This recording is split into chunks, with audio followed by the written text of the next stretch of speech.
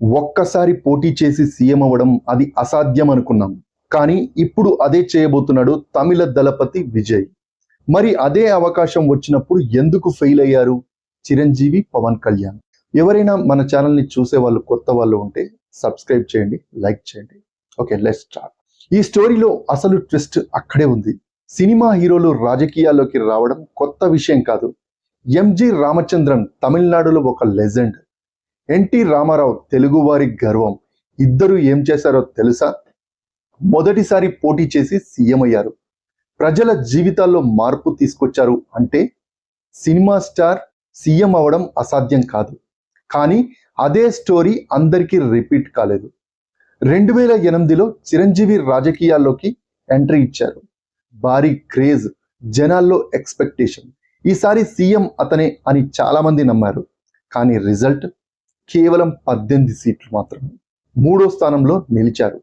ఎందుకు ఇలా జరిగింది? అప్పటికే కాంగ్రెస్ చాలా స్ట్రాంగ్గా ఉంది, టీడీపీ బలంగానే ఉంది, తెలంగాణ ఉద్యమం పీక్లో ఉంది. కానీ అదే సమయంలో సామాజిక న్యాయం అనే నినాదం క్షేత్రస్థాయిలోకి వెళ్ళకపోవడం కూడా ఒక కారణం. అంటే పొలిటికల్ స్పేస్ లేదన్నమాట. ఇంకా ఒక పెద్ద మిస్టేక్ ఏంటంటే పోరాడకుండా పార్టీని విలీనం చేయడం. అక్కడే ప్రజల నమ్మకం బద్దలైంది. కానీ టైమింగ్ లేదు అన్న ఫెయిల్యూర్ తర్వాత నేను ప్రూవ్ చేస్తా అంటూ పవన్ కళ్యాణ్ వచ్చాడు.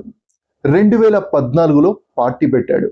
కానీ అదే టైంలో ఏం జరిగింది? రాష్ట్ర విభజన, కొత్త ఆంధ్రప్రదేశ్. ప్రజలకు కావాల్సింది అనుభవం ఉన్న నాయకుడు. అక్కడే చంద్రబాబు నాయుడు గారి మీద ప్రజలకు నమ్మకం పెరిగింది. 2019లో పవన్ సొంతంగా పోటీ చేశాడు. కానీ ఒక్క సీటే గెలిచాడు. తాను పోటీ చేసిన 2 చోట్ల ఓడిపోయాడు. ఎందుకు? పూర్తి స్థాయి కమిట్మెంట్ లేదు.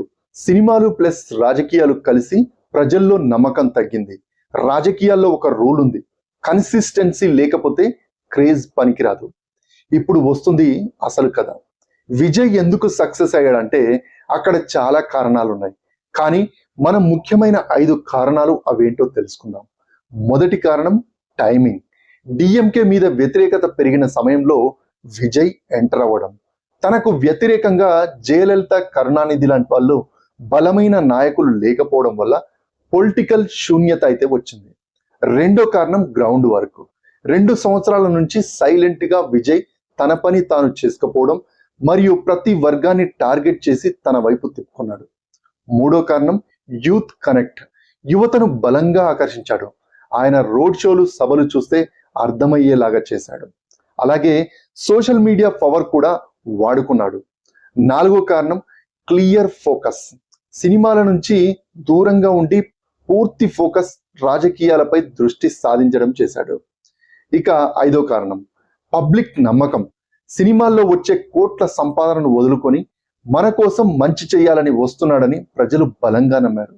ఈసారి కొత్త లీడర్ కావాలి అనిపించేలా చేయడం ఆయనకు బాగా కలిసి వచ్చింది. చిరంజీవి దగ్గర క్రేజ్ ఉంది, పవన్ కళ్యాణ్ దగ్గర పవర్ ఉంది. కానీ విజయ్ దగ్గర ఉన్నది ఒకటే, సరైన టైమింగ్, పూర్తి కమిట్మెంట్. రాజకీయాల్లో ఒక నిజం గుర్తుపెట్టుకోండి, టైమింగ్ తప్పితే స్టార్ కూడా ఓడిపోతాడు. టైమింగ్ సెట్ అయితే స్టార్ సీఎం అవుతాడు. అదే ఇప్పుడు విజయ్ స్టోరీ. ఈ వీడియో మీకు నచ్చినట్టయితే సబ్స్క్రైబ్ చేయండి, లైక్ చేయండి.